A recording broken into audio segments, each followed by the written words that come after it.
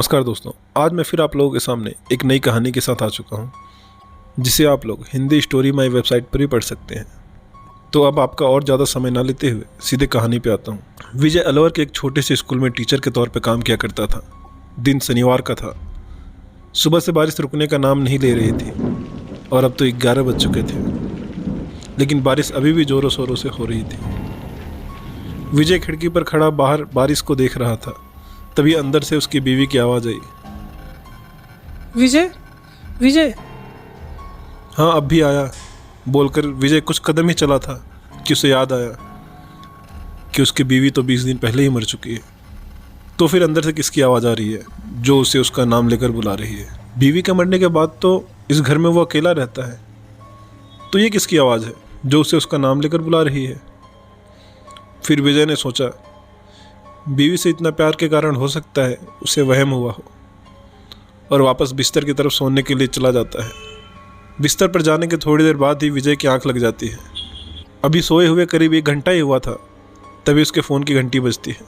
विजय ना चाहते हुए भी गुस्से में फ़ोन उठाता है और फ़ोन को जैसे ही अपने कान पर लगाता है उसकी नींद उड़ जाती है।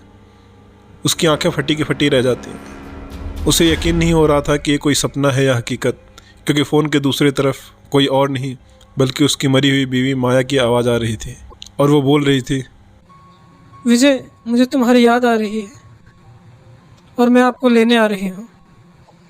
इतना सुनते ही विजय का खून मानो जम सा गया। उसे ये समझ नहीं आ रहा था कि वो अब क्या करे। कोई मरा हुआ इंसान कॉल कैसे कर सकता है? यही सब सोचते हुए पता नहीं कब उसकी आंख लग जाती है और सुबह दरवाजे की घंटी से उसकी आंख खुली। दरवाजे पर जाकर देखा तो मोहन दूध लेकर खड़ा था। मोहन को देखकर विजय ने कहा, अरे भाई मोहन, आज इतनी सुबह दूध ले आए? सुबह? अरे भैया जी, तनिक अखियाँ खोलो। आज इतवार है, इसका मतलब ये नहीं कि आप 8 बजे तक सुतल रहेंगे। अरे नहीं यार मोहन, ऐसा नहीं है, बोलकर विजय चुप हो गया। एक बार के लिए तो विजय ने सोचा मोहन को कल रात की सारी बात बता दूं। फिर सोचा कहीं मुझे पागल ना समझ ले, इसीलिए चुप रहा। संडे होने की वजह से विजय घर की सफाई में लग जाता है, क्योंकि माया के मरने के बाद घर में कभी सफाई ही नहीं हुई। माया थी तो घर का सारा काम किया करती थी। दोपहर के 1 बजे तक विजय पूरे घर की साफ़ सफाई करता है, जिसके बाद उसने थोड़ा आराम करने के लिए सोचा। आराम करते करते कब उसकी आंख लग गई उसे पता ही नहीं चला, और जब उसकी आंख खुली तो रात हो चुकी थी। यानी विजय पूरे दिन सोता ही रहा। रात के 8 बजे विजय खाना बनाना शुरू करता है और 10 बजे तक खाना खाकर बिस्तर पर फ़ोन चला ही रहा था कि तभी दरवाजे की घंटी बजी। कौन होगा इतनी रात को? ये सोचता हुआ विजय दरवाजे की तरफ बढ़ ही रहा था कि दरवाजे की दूसरी तरफ से माया की आवाज़ आती है। दरवाज़ा खोलो विजय, मैं तुम्हारी माया। विजय, दरवाज़ा खोलो। विजय ने जैसे ही ये सुना, मानो उसी जगह जम सा गया, मानो उसके अंदर डर की लहरें दौड़ गईं।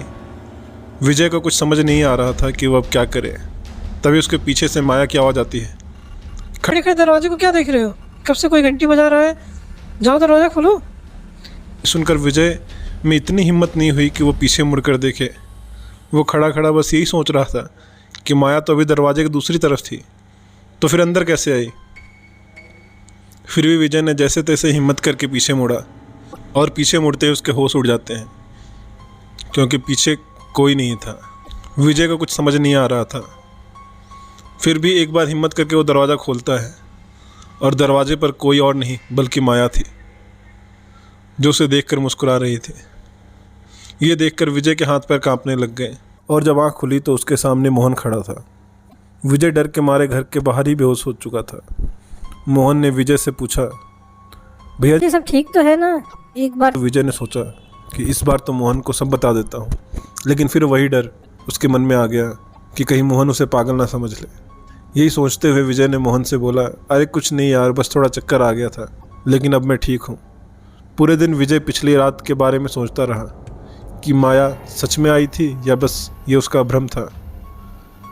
लेकिन भ्रम कैसे हो सकता है, उसने तो अपनी आंखों से माया को देखा था। यही सब सोच रहा था कि तभी उसके फ़ोन की घंटी बजती है।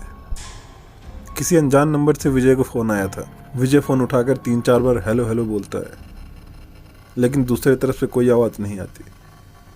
विजय फ़ोन रखने ही वाला था कि तभी दूसरी तरफ से माया की आवाज़ आती है, विजय, मुझे तुम्हारी याद आ रही है। अब मुझसे एक पल भी नहीं रहा जा रहा। मैं आज ही तुम्हें लेने आ रही हूँ। इतना सुन तो ही विजय के हाथ पैर मानो जम से गए। वो बस यही सोच रहा था कि अब क्या होगा। क्या माया उसे अपने साथ ले जाएगी? क्या वो आज रात मर जाएगा? यही सोचते सोचते कब रात के 10 बज गए विजय को पता ही नहीं चला। विजय कमरे में घबराया हुआ बैठा था कि तभी कमरे के बाहर से माया की आवाज़ आई। विजय, मैं आ गई तुम्हें अपने साथ लेने। विजय, दरवाजा खोलो विजय। डर के मारे विजय कांपने लगा। वो बस यही सोच रहा था कि क्या मैं अब मर जाऊंगा? क्या ये मेरा आखिरी दिन है? फिर इसके बाद इंस्पेक्टर रवि कहता है, ये विजय की डायरी में इसके आगे कुछ क्यों नहीं लिखा? तभी कांस्टेबल पांडे बोला, सर वो आगे लिखता कैसे? इसके बाद तो विजय मर चुका था और उसके पोस्टमार्टम में साफ साफ लिखा है कि इसकी मौत हार्ट अटैक से हुई है। डॉक्टर का कहना है कि उसने कोई भयानक चीज़ देख ली थी। अब पुलिस भी ये समझ नहीं पा रही थी कि आखिर उस रात हुआ क्या था। क्या सच में माया विजय को अपने साथ ले गई या उसका किसी ने खून किया है? इसी अधूरे सवाल के साथ ये कहानी यहीं ख़त्म होती है। दोस्तों, आपको ये कहानी कैसी लगी मुझे कमेंट बॉक्स में बताएं। इस कहानी को आप हिंदी स्टोरी माई वेबसाइट पर भी पढ़ सकते हैं जिसे शिव ने लिखा है। लेकिन अगर आप लोगों को ये स्टोरी अच्छी लगी तो मैं आपके लिए इसका अगला भाग लिखने की कोशिश कर सकता हूँ, तो ज़्यादा से ज़्यादा इसे शेयर करें। आज के लिए बस इतना ही। मिलते हैं किसी नए वीडियो में, तब तक के लिए धन्यवाद।